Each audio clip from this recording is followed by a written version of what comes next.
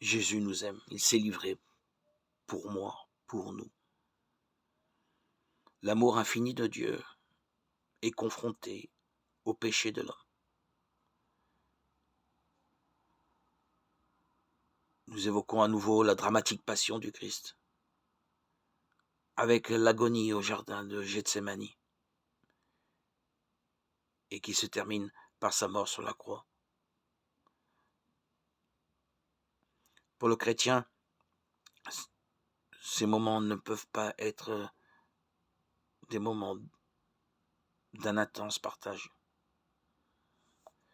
Après avoir suivi Jésus de Gethsémani aux tribunaux religieux et civils, après l'avoir accompagné dans sa montée au calvaire chargé du bois de la croix, le croyant s'arrête avec l'apôtre Jean,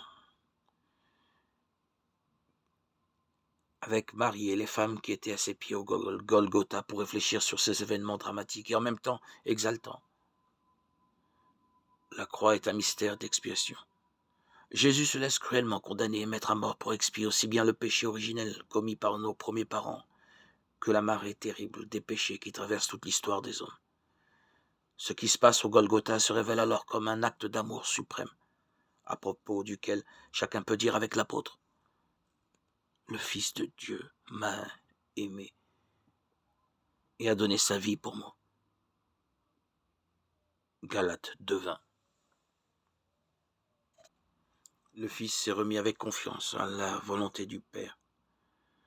C'est ainsi, nous aussi, par notre confiance, que notre communion avec le Christ sera telle qu'elle pourra nous unir inséparablement à lui, qui est, comme il l'a affirmé, le chemin, la vérité, la vie.